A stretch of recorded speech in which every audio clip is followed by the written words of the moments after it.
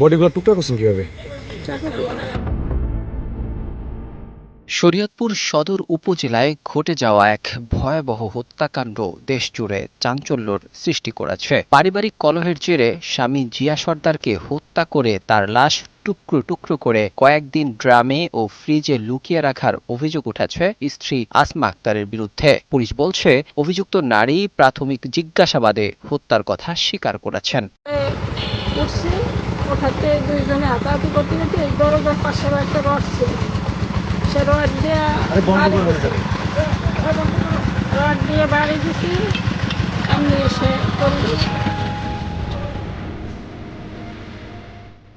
নিহত জিয়া সর্দার ছিলেন শরীয়তপুর সদর উপজেলার দক্ষিণ মাহমুদপুর এলাকার বাসিন্দা এবং মালয়েশিয়া প্রবাসী। প্রায় ৮ বছর আগে মোবাইল ফোনে পরিচয়ের মাধ্যমে পিরোজপুরের আসমা আক্তারের সঙ্গে তার বিয়ে হয়। এটি ছিল দুজনেরই দ্বিতীয় বিয়ে। দীর্ঘদিন প্রবাসে থাকার পর দেশে ফিরে স্ত্রীকে নিয়ে শরীয়তপুর শহরে ভাড়া বাসায় বসবাস শুরু করেন তিনি। স্থানীয় সূত্র ও পুলিশের তথ্য অনুযায়ী সম্প্রতি দাম্পত্য কলহ তীব্র আকার ধারণ করে। গত ১২ই মে রাতে স্বামী স্ত্রীর মধ্যে তর্ক বিতর্কের এক পর্যায়ে আসমা আক্তার লোহার রড দিয়ে জিয়ার মাথায় আঘাত করেন। এই যে মরদেহটা যে বিভিন্ন জায়গায় ফালাইছেন, এটা আসলে কাই নিয়ে ফালাইছেন? বডিগুলো টুকটাক করছেন কিভাবে? চাকু দিয়ে। কোথায় কোথায় ফালাইছেন? এইখানে আর ওই যে নড়িয়া নদীর পাড়ে।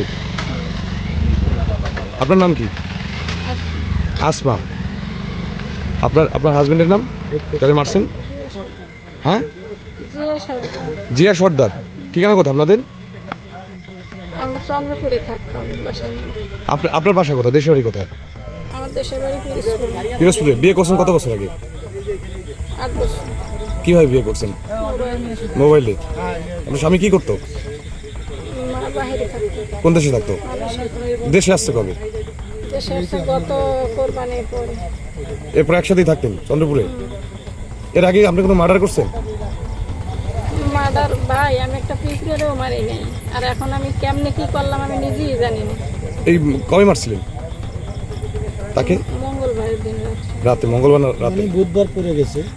মঙ্গলবার রাত কটার দিকে? আমার বয়সে আমি এখন পর্যন্ত কারোর সাথে ঝগড়াও করি নাই, কেউ মারিও নাই, নিজে না খাইও মানুষকে খাওয়াইছি, বুঝছেন?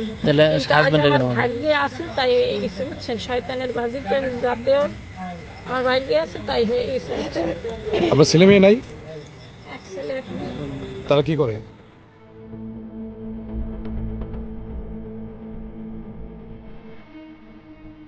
ঘটনার মোড় ঘুরে যায় যখন আসমা পুরনো ভাড়া বাসার একটি ফ্রিজে মাংস রাখতে যান।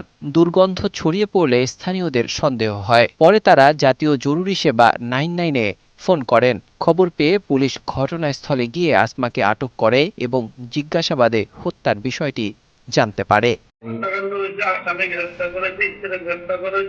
জি। মালামাল সকল উদ্ধার করেছে, লাশ উদ্ধার করা হয়েছে।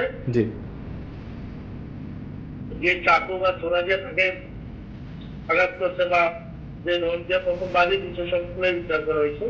এই সব ধরনের মামলা হয়েছে, অলরেডি আসামি গ্রেফতার করে আদালতে প্রেরণ করা হয়েছে। আচ্ছা, আপনারা কি অভিযুক্ত যাকে গ্রেপ্তার করেছেন তিনি কি জিজ্ঞাসাবাদে কি মানে তথ্য স্বীকার করেছেন?